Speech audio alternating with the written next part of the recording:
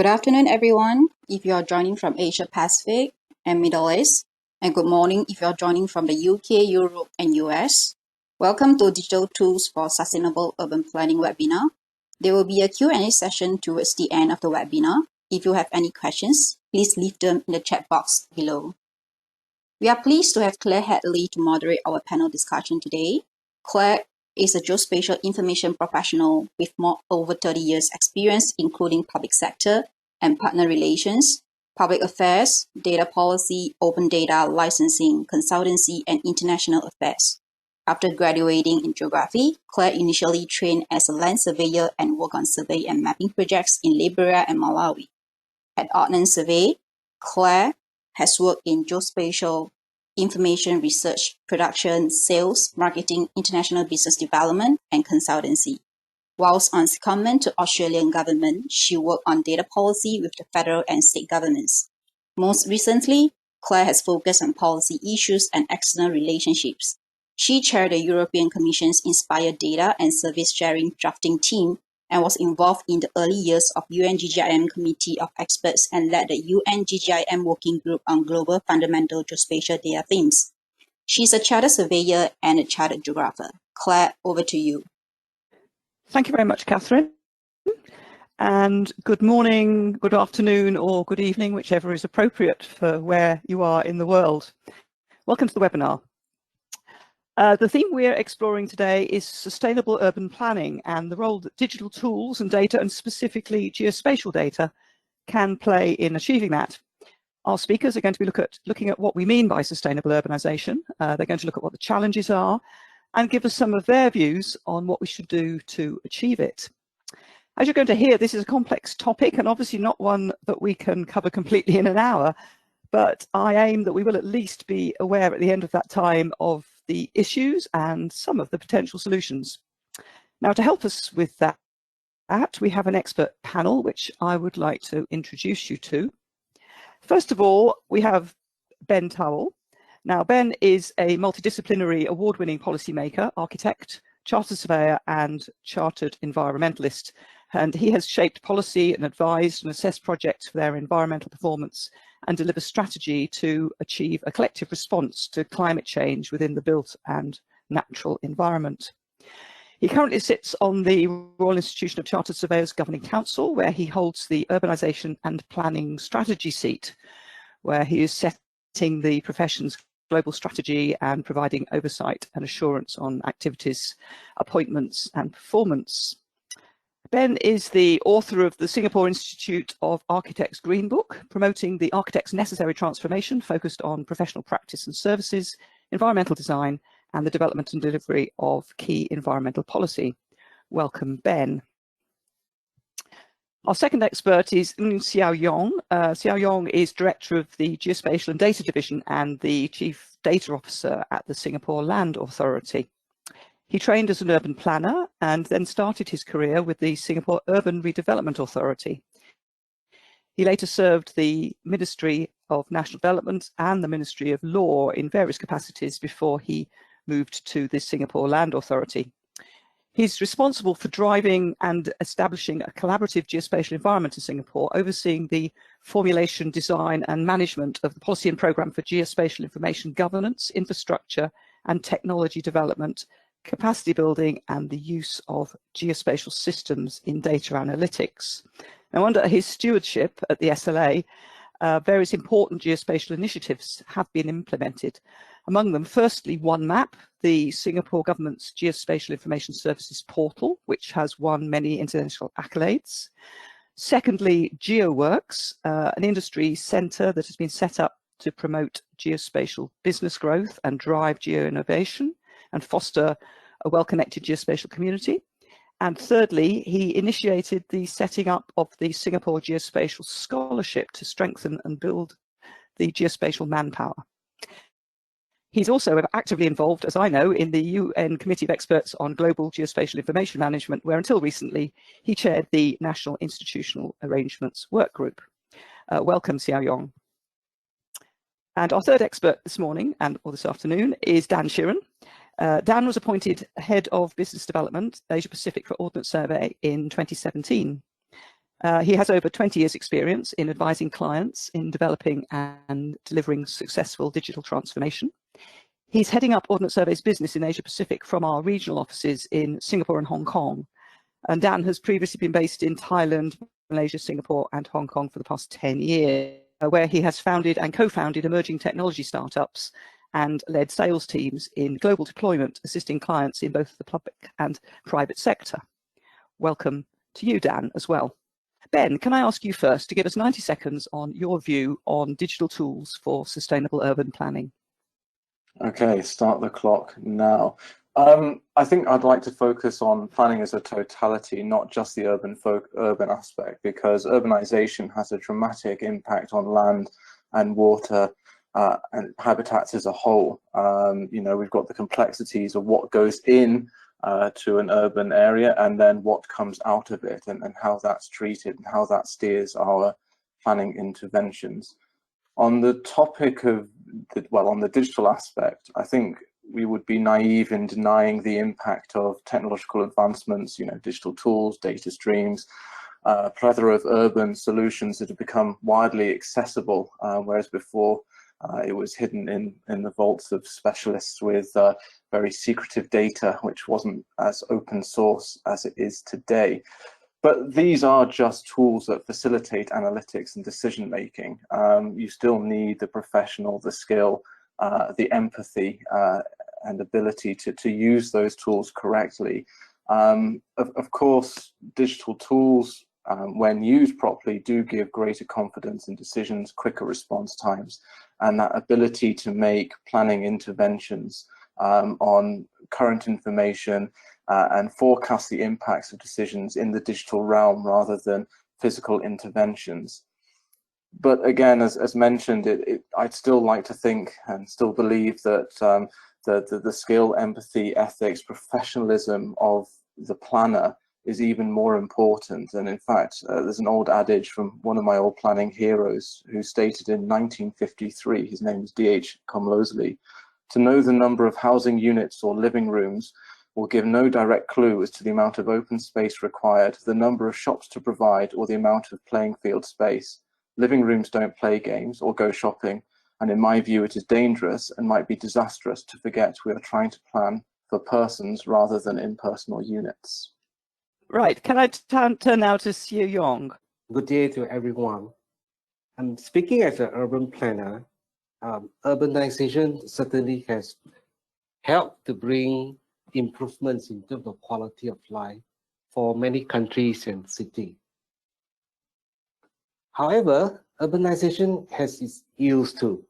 Some shortcomings that we could see from the environmental pollution to the displacement of culture, history, and people.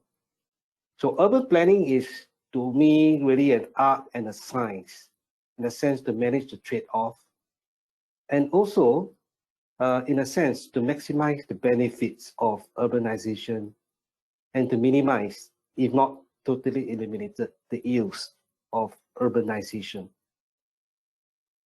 The use of digital tools or technology on the larger picture is not something new in the history of urban planning.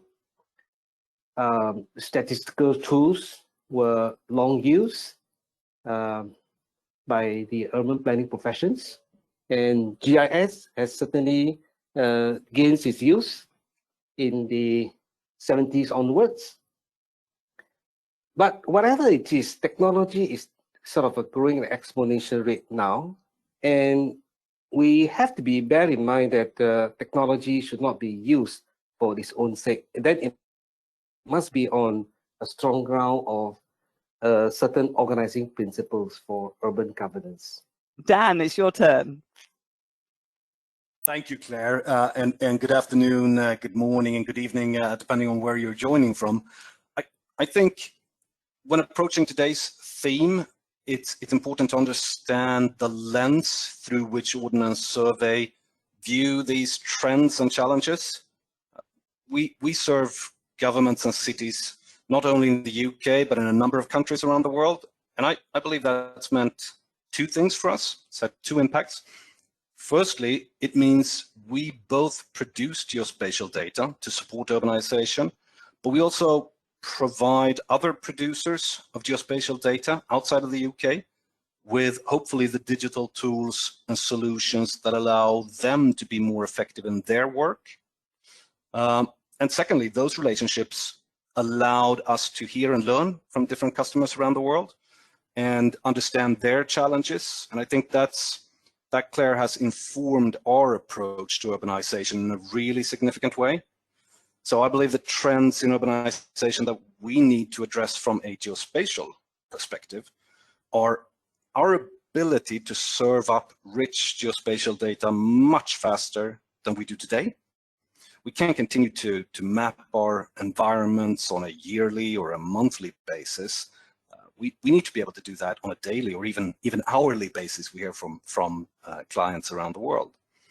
And with that comes, of course, the challenge of now, how do we do this in an economically sustainable way and also in a flexible way that will allow us to adapt to new trends and requirements around urbanization going forward? Thank you, and back to you, Claire. Thanks, Dan. Yes, I think the point about we all know everything needs to happen faster, but how can we do it economically is one of the key questions, isn't it? Right, let's move on to a slightly less pressurized set of questions. First of all, I want to pose to you a question, which is, what are the two most pressing challenges in the way urbanization is currently progressing? You have a little longer, as you know, to answer these questions, 3 or 4 minutes or so. So Ben, going back to you again, can I ask you to address the question of what you see as the two most pressing challenges in the way urbanization is currently progressing? I think limiting it to 2 in itself is a challenge. Well, I think first and foremost really is the climate crisis, where urgent and unprecedented changes are needed immediately to even start to meet the goals of the Paris Agreement, which, by the way, itself will not restore balance to our climate, just merely reduce the likelihood of catastrophic ecosystem collapse, which we're well on course for. So just to give a bit of context, our current measures globally are projected to deliver a 4-degree warming from baseline, which was pre-industrial levels. But where we are in Southeast Asia, that would manifest as an 8-degree Celsius increase, and the huge repercussions on that in terms of the aquatic life, food yields dropping by at least 50%, and things like that. So, you know, there needs to be a much greater balance in our approach to urbanization, and one that both fosters in action to climate and also, to be honest, we really need to start looking, unfortunately, at resilience, given the fact that we've really started our decarbonisation journey far too late. The second part is another big one, which is inequality and public health. I think the two are quite linked. Give a few stats. The UN report in 2019 identified that only half of urban residents actually have access to public transport. 9 out of 10 urban residents breathe polluted air daily. 1 out of 4 people in urban areas that live in slum-like conditions, and 2 billion people do not have access to waste collection services alone. So, you know, cities are a stark reflection on the state of our world. I mean, they're exciting, wonderful places when done well, but you know, the inequality is really there. And with the current COVID situation, I think that's highlighted it even more, where some of us have kind of been able to enjoy working from home. We have space, we have you know, space for kids to be educated in a quiet area, places for us to plug in, do our webinars and our work in a study area or kitchen or wherever, with access to nature, to views. And then, of course, there are those that really do not. So those, to me, are the 2 most pressing challenges. It's, of course, and both are quite linked, and something that the SDGs are trying to tackle, although still very human-centric in their nature. Yes, thank you very much. Thanks, Ben. Yes, so the SDGs are indeed obviously tracking these things. One or two of them, or perhaps more than one or two of them, to be fair, are less people-centred, but as you say, the majority are people-centred goals. Dan, can I pose the same question to you? What do you see from your perspective as the two most pressing challenges? Yeah, thank you, Claire, and thank you, Ben. For me, I guess the starting point is, for me, there's a spectrum of urbanization challenges that stretch from the needs such as effective spatial planning, addressing challenges such as, Ben, you very rightly highlighted the urgent need to address global warming, environmental impact, land subsidence, access to drinkable water, efficient transportation, and then all the way to the other end of the spectrum of smart cities, needs such as digital twins, 5G, and autonomous vehicles. So the needs will obviously be very different for Sydney or Tokyo from the needs of Jakarta or Manila, but they're all equally important to address. And I think many of us here today are tasked with meeting these needs, finding solutions to them, and regardless of what our mission is and where a specific city sits on that spectrum, the demand for geospatial data as a foundation for solving any urbanization challenges is increasing at an accelerating rate. And of course, urbanization itself is increasing, so the demand for us to do more is coming, I guess, from two sides. The city in itself is growing in scale, and the needs of the city is growing in complexity. So we're facing challenges of both scale and complexity, in my view. And as I mentioned earlier, at Ordnance Survey, we're convinced that the answer to addressing these challenges can be unlocked and enabled by really good geospatial data. So for us, the challenges lie in the need for better currency of geospatial data and the sustainability of the digital tools and solutions that we use to capture and produce geospatial data. That first challenge has been radically increased demand for improved currency, by which I mean, of course, the time it takes from a change to occur in the urban environment until the time it has been detected, captured, processed, and disseminated to the user being a government, a municipality, or a citizen walking down the street. Our customers and clients used to be satisfied if we could do this in months. Today, they need this data in days or even hours. And I think the second challenge that has had the greatest impact is a challenge that stems from that need for improved currency, namely the need for geospatial digital tools that can deliver that better currency in a sustainable way, in a really sustainable way. We can no longer capture and process cyclically in big projects like we used to do, nor can we hire 1 million surveyors and put one on each street corner, even though I think if anyone can do it, it's Sao Yong's budget, and Ben wouldn't probably mind if we had another 1 million surveyors. But we need to put methods, processes, and solutions in place, I think, that can do this every day, every week, year round. The shelf life of geospatial data has shortened. What was considered new and up-to-date data yesterday is not considered up-to-date today, and it certainly won't be tomorrow.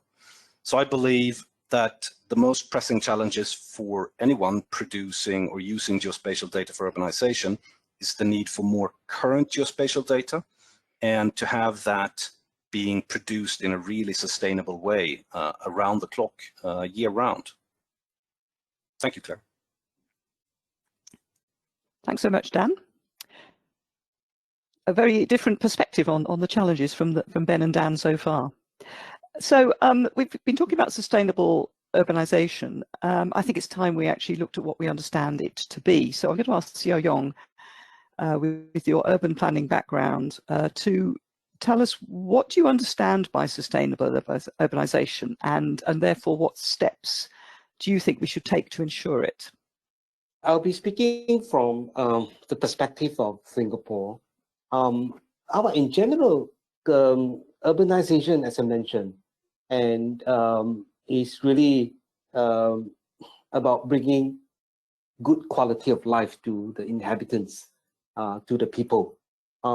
Then when we talk about sustainability, is really to see how we can maximize or optimize the benefits that urbanization brings. At the same time, address the issues that come along, so that not only our own generation could benefit from urbanization, but without compromising our future generation in enjoying the same.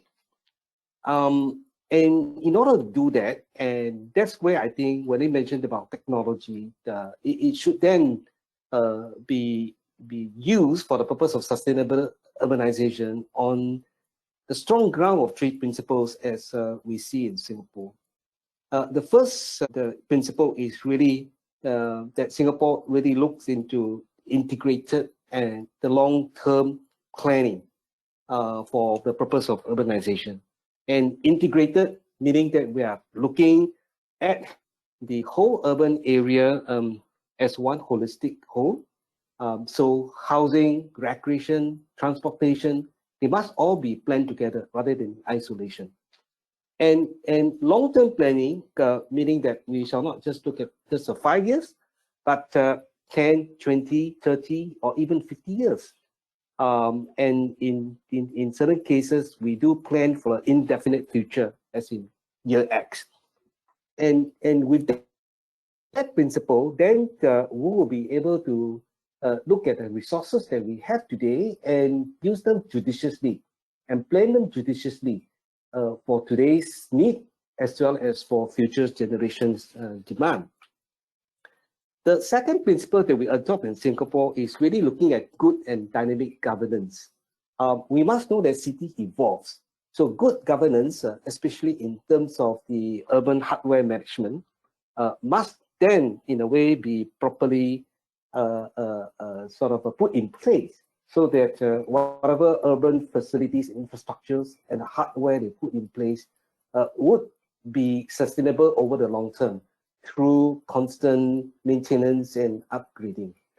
And dynamic urban governance is necessary because we need to keep evolve the urban environment in accordance with changing times. So we must remain flexible enough and adaptable enough. At the same time, over time, then as people becoming more aware of the urban issues, then we must then create a deeper community engagement. And the third principle, which we shall not ignore, especially in this part of Asia, is really leveraging on community engagement and the stakeholders that we have for targeted and informed planning. And that means to plan for inclusive spaces for all users of the cities and really the shift of the urban planning in terms of sustainable urbanization. It is to be shifting away from infrastructure, but to focus on the needs of the citizens. Thank you very much, Seo Yong. That was a very good exposition on what we mean by sustainable urbanization. Thank you very much for that. I certainly appreciated that. So we need to be looking to optimize the benefits to the citizen in the long term with good governance. But just coming back for a moment to the data and the technology, Ben, can I ask you to consider how the data and technology support that sort of planning and decision making in urban environments so that we do achieve that sustainable urbanization that Seo Yong was talking about just then? Yeah, okay. Well, I think we can also pick up on some of Dan's points as well. So I think, the scale and complexity of urbanization is also something where having rapid access to good quality data is important. And, you can see that shift from geospatial information, which in past came from the archives of the government land registries and, dare I say, Ordnance Survey of old. And this was always about static objects, features, buildings, roads, curbs, lampposts, and those kind of things. But, we've seen an acceleration really in the last 15 or so years where it's become about more and more real-time information about people as well as infrastructure. Data and technology is really used now more for urban simulations and analysis to guide that longer term strategic planning, especially when you start looking at infrastructure. So it allows for forecasting. So when you're looking at coastal defense, for example, which is a huge infrastructure investment, and will take a long time to build. You don't want to build it too low or ridiculously high. So having good data to be able to forecast where things are roughly going to be and project, and then you can obviously, as you go along, check your model with up-to-date data. Also things like temperature changes, so you can really look at resiliency plans that you can model in, which guide those long-term projects and transportation, etc. Singapore's been a prime example of this, with its long-term concept plan and then 5-yearly reviews on its master plan. And all this started in 1958 with the first diagnostic survey by the aforementioned and infamous D.H. Comlosley and the Singapore Improvement Trust team. And it was that kind of approach that was advocated all the way back then, although without the data. It's really positive that that's been taken forward and to a much greater level. In terms of from a practicing level, from a practitioner that's on the ground that may not be dealing with urbanization with the big U, but might be more looking at interventions within it, so buildings and things like that. So technology and tools such as drones, simple drones for taking photographs of very difficult to reach roofs, so you can actually have quite simple building visual surveys to really identify nooks and crannies which would have been otherwise inaccessible, and that's that's taking place more and more readily, all the way through to development of digital twins very rapidly. And I'm talking about spatial digital twins because I think we're still a good distance off from a real virtual city, and I think spatially we're getting there with some inputs. It's about getting the right data. There's a lot of data out there, but is it clean? Has it been formatted so it's actually usable? And that tends to be where the bottleneck is. Getting the well-prepared data and well-presented data is the challenge. And once you have that, that's where using very simple to use digital data visualization tools, which you can get for free, like Microsoft BI, it really helps us as planners, as architects, as engineers, as practitioners to articulate what the data is showing us. So it gives us that analysis, and it means that we can start to ask the right questions and see quite quickly and convince clients or others what the data is showing us and why we're making the recommendations that we are. So it helps to support that. And another example would be the use of transportation data. So every day with our mapping software, be it Google Maps or whatever, whether we're using public transport or not, or private transport, it will tell us roughly how long it's going to take to get somewhere, and then colour in the roads different colours, so we know that there are pros and cons of this. Of course, it means we can dodge traffic jams if needs be, and it's great for emergency services as well, so they can kind of find the best and optimized route to get them to their destination. But of course, there are downsides, such as traffic on what used to be quiet residential streets, which have increased, leading to air pollution and things. So there's a lot out there, and it is really supporting planning and decision making in urban environments, in fact in all environments. But data does need the analytics behind it, and that tends to still require the human touch to be there, and bad data leads to bad decisions as well, so we can't be blinded by that. That's right. No, and it's interesting, isn't it, that the timescale in which the data is required for is everything from second to second management, for example, of congestion in a city, up to what Xiao Yong was talking about, which is planning 50, if not 50 years ahead, if not to infinity in terms of timescale. So hugely complex timescale we're looking at. Thank you very much, Ben. That's right. Yeah. So Dan, can I turn to you for a moment and ask you, how does this digital technology enable smart governance? Xiao Yong talked about governance of cities.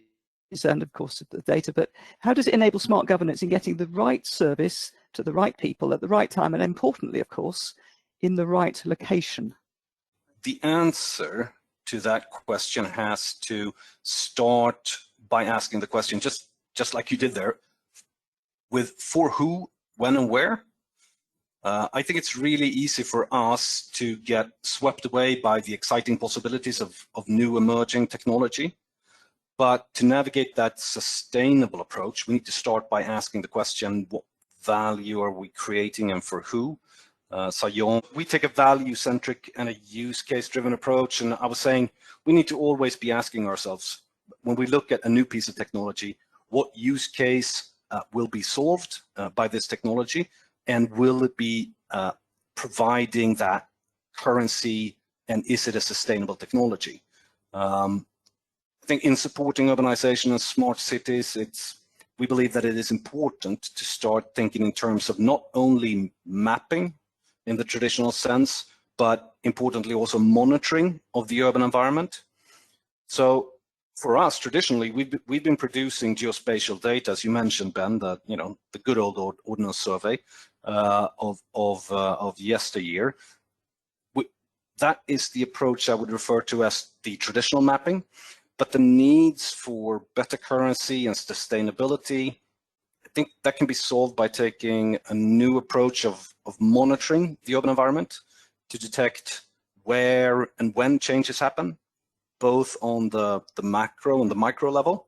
If we can monitor and detect that change and turn that change automatically into geospatial data in near real time, then we're getting very close to addressing those two challenges that I believe we need to address, that of currency and sustainability.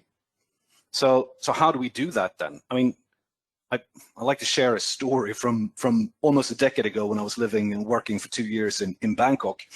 I noticed in the first month that the cable TV signal was cutting out. So it's not like the electricity or the power to the TV cut out in the evening time, but actually the cable TV signal. So I was trying to figure out what was happening, but after a couple of months, I realized very accurately I could determine 40 to 45 minutes before the heavy rain set in, my cable TV cut out. So somewhere in the outskirts of Bangkok, there was probably some station and it got flooded by the rain, but the rain was always coming from that direction. I could set my watch to it. So I could, I could go out, I could collect my cushions and stuff from the balcony and close the windows. I could set my watch to that rain when it cut out the cable TV. So that was very effective and accurate in predicting change in the urban environment, but not really very sustainable. So what are some good examples? I think a better example of how we can use technology and realize a solution that we've innovated with some of our partners that allows you to access anonymized geospatial data from existing sensors in vehicles and cars on our streets in near real time. So that way we can automatically produce geospatial data about the urban environment, pick up infrastructure and assets, as Ben mentioned, but also objects and pedestrians. And we can use that to enrich our existing data and to help create a digital twin for a smart city, for example. But it can also monitor and detect change, such as any change to infrastructure in the roadside urban environment, or changes such as standing water or objects on the road. And importantly, I think that solution can also capture dynamic location data to help mitigate COVID in urban environments. So that's one example of how innovation can deliver better currency in a sustainable way by using vehicles already on the road. Yeah, that's great. That's a really good example.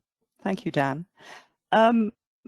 So that's a good potential example. Can I bring it to the specific case of Singapore now and ask Xiao Yong to comment on how Singapore is using digital geospatial technology in its urban planning and governance, and give us one or two examples of how you're actually doing it, Xiao Yong. The use of technology in urban planning in Singapore is not something new. As early as in the 80s, we already have large-scale GIS systems, you know, to look at the urban data as well as the analysis, as well as to use the GIS for planning. Well, I would say that in terms of urban planning and towards the goals of sustainable urbanization, the discipline of technology or a domain of technology would primarily be on geospatial modeling and simulation for the urban planners, not just the land use planners, but also transportation and housing planner. And technology and even geospatial and MNS that I talk about, to us is purely of a medium, because the outcome and also the target are the people and the economy. But where it all comes from, I'd like to echo the few panelists, is really the data. Without the data, there's no use of all this technology. And the technology that we are looking at, a lot of them are essentially used to collect data, acquire data, visualize data, discover findings, and then to go on to do analysis as well as modeling and simulation. The good news is that you know, the explosive growth of technology in the last few years, leading towards what we call the fourth industry revolution, is really catching us in a way at a good time, but it also poses challenges to us in a sense that there's so much to choose from, but there's too little time for it. So much in a way so much data to collect. Now we're looking at sensor technology to collect all sort of data. And in fact, when we talk about sensor, we're not just talking about the traditional sensor, but also, you know, all of us who are holding a handphone, a mobile phone, and moving around, it is by itself a sensor. But how much space do we have to collect them, to analyze them, to manage them? I think that poses a big challenge for us. Now, very quickly, I think if we have to look at Singapore very specifically in our urban planning regime, at the strategic level, our urban planners do look at the planning analytics using GIS-enabled mapping, modeling, and analytics platform within the government, among the different sectors of planners. At the sort of a local level, at the district planning level, we do have our housing planners actually looking at the modeling and simulation to see how the climate, the microclimate, such as, you know, the wind flow analysis, the sun irradiance, could in a way help to make a better living environment. So that's from the strategic and also at the local level.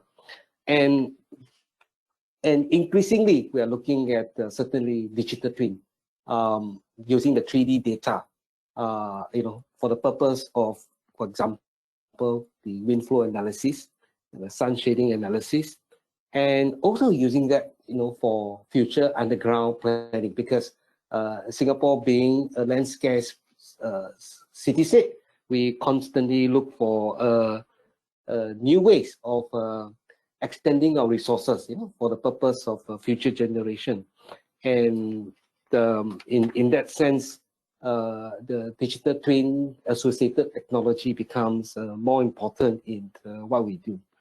And the last but not least, I'd like to make use to share two quick examples. One is really using what we call a One Service app, which is a municipal service app. And the other one is really to sensing the feedback in the social media to see what people think about, you know, the urban environment. Thanks. Okay, sorry to sort of hurry you a little there, just so we can move on to one or two other topics before the webinar closes. Now, you had the opportunity, perhaps you could take the opportunity to ask any questions in the box that you see on the GoToWebinar screen. Please do send them through, and I'll address them to the members of our panel. I'll kick off the Q&A actually with just one question from myself. I'm going to perhaps address this one to Ben. Land is the one finite resource we have. And finite value, of course. How do we gain better benefit from that finite resource to support sustainable development in our cities? It comes down to the question of value.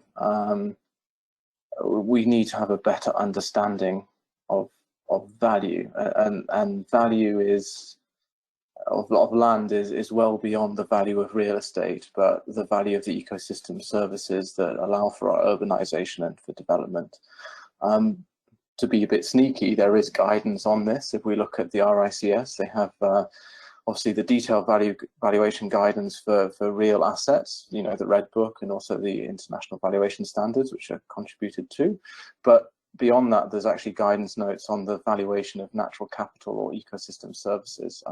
So there is, you know, becoming more mainstream guidance on this, because this is something which is increasingly important area for planning and for land use decisions, but doesn't have the same professional standards, knowledge, tools on it. So, you know, and this is where also geospatial tools and modeling can really help with again, kind of what would happen if, so you can map that digitally.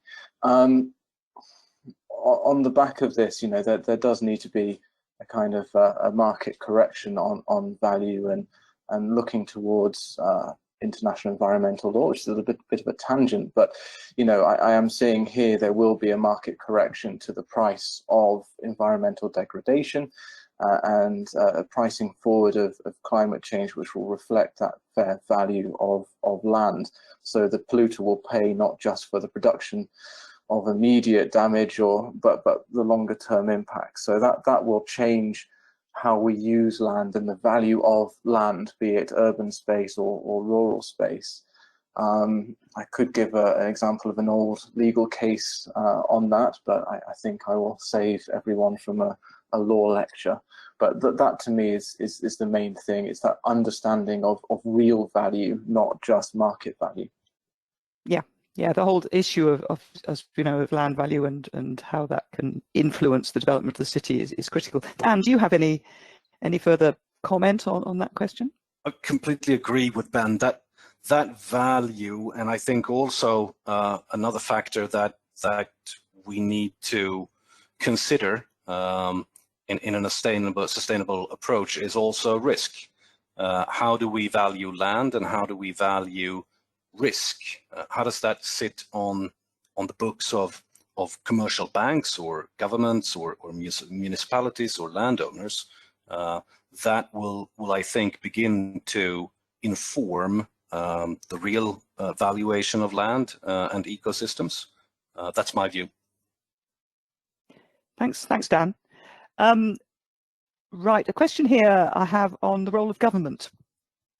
Perhaps as Xiao Yong is working for the Singapore Land Authority, I can address this one to you, Xiao Yong. What role does government have in providing the geospatial data needed to enable the creation of a sustainable urban environment? What's our role as government? I see that government could play two roles, one as a facilitator and the other being a custodian. As facilitator, we should leverage on our strength as a convener and also a trusted party to bring the diverse group of stakeholders together so that we can have an overarching framework to manage increasingly complex data ecosystem in this new digital age. So in other words, I think there must be some ways for the government to establish data standards so that we can ensure the data collected by various agencies as well as the private sector partners can be interoperable and based on the same reference systems, so that, you know, when the various stakeholders, not least the urban planners, but also the businesses, when they make decision, you know, that we are on an even page, so to speak. So that's why SLA, as the National Geospatial Agency, we have recently established a 3D Singapore sandbox, where we try to bring different stakeholders from various sectors to fuse and use the data that come from the government, which are the 3D models, that can be fused with what we get from the private sector, such as people movement data, and using the state-of-the-art solutions from some of our partners. And as custodian, we are now playing as a sort of a underpinning role, not just to provide the interoperable data, of course, open data in Singapore through the data.gov SG, as well as the OneMap, but also we must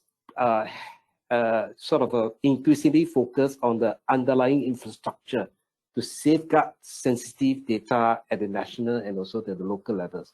So this is, when a humongous amount of data and with a very much higher spatial temporal intensity in this digital era, and we see the pressing issue surrounding privacy and security. So the role of the data custodians, we need to then establish policies and rules, and assure information and the data that we collect and store, accurate, compatible, shared, and used effectively in the most secure manner.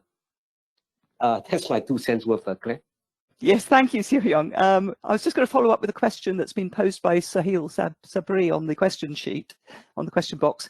A sort of follow up to what you were saying is how is the integration of data silos being addressed in Singapore? A couple of words on that, and then we'll turn our focus to another question. If we look at the government, we have a very government data architecture, and it's a coordinated framework to bring all the different agencies. I wouldn't call them data silo. I would call them the data source, or the source of the single source of truth of geospatial data, coming together to be shared in a common platform, geospace, that we would then creating a federated platform for all the government agencies to use and share the data. Where data are not sensitive and not confidential, then they are being pushed out to the data.gov, as well as the OneMap, for the private sector to share. But if we are looking at so-called the private sector, the whole economy as a whole, then there are just too many data sources. And I think it's probably a impossible task that we can see around the whole world, that nobody are able in a way to bring the private sector so-called data sources together. And that is why I keep on have been saying quite a number of times that whatever the government have as far as data is concerned, Singapore government will adopt an open data approach, but whatever we have is only the tip of the iceberg. And what remain to be unseen, and the large part of it is really lying, in the private sector's hand, and which we hope there will be some sort of ideas and schemes to bring all this data up for the use by the whole society. Yeah, I mean, there's a huge amount of data in private sector hands, which we need to address how we're going to access, isn't there? I'm going to ask one final question because we're beginning to run out of time. And I can't not mention COVID-19 really in this particular year. Dan, you mentioned that dynamic location data can help cities mitigate pandemics. Could you just say a word or two about how that works? Absolutely. I'll try and boil that down to 2 minutes.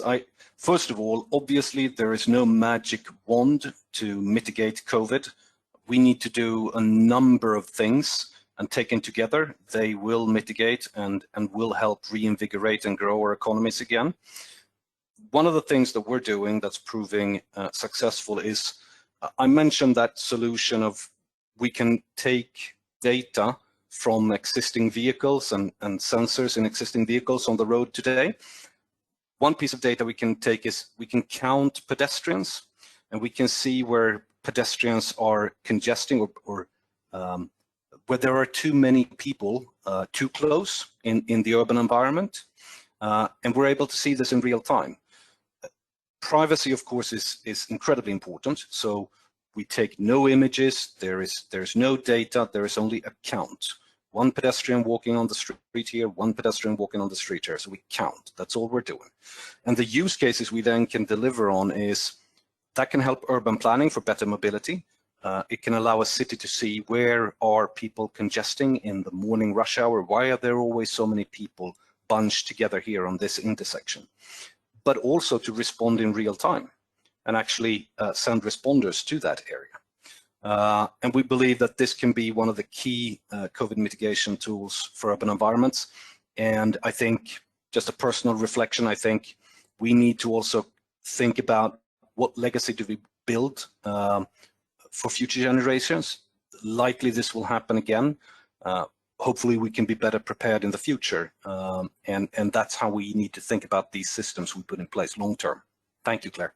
Thank you very much, Dan. Right, well, that was a hugely enlightening discussion in my view. I've learned a lot myself about what sustainable urbanisation is and been stimulated to think a bit more broadly about it in this context. I'd just like to share with you some of my takeaways before we close the webinar.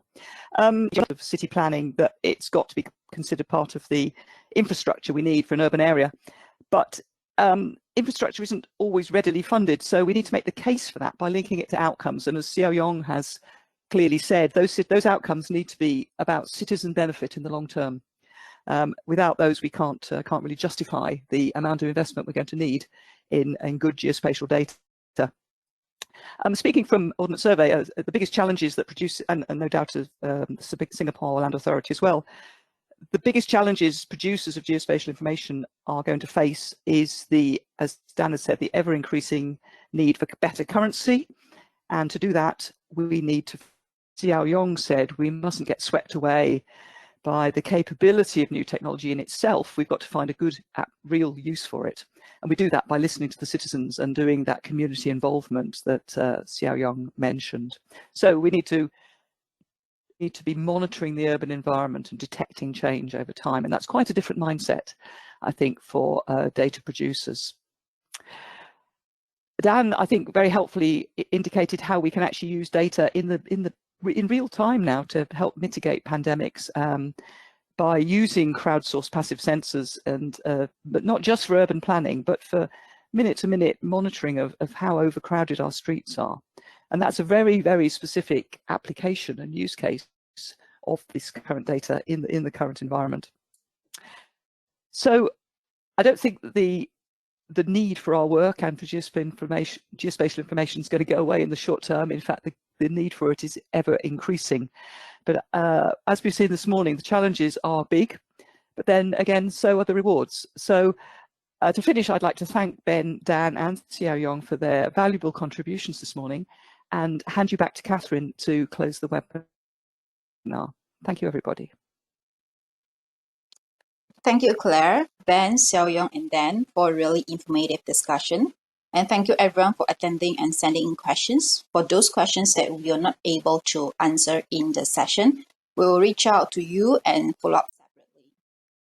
For more information, you may visit our website or drop me an email if you have any inquiries. Appreciate if you could let us know how you think about the webinar by filling up the survey form. The link is in the chat box, or you can scan the QR code on the screen.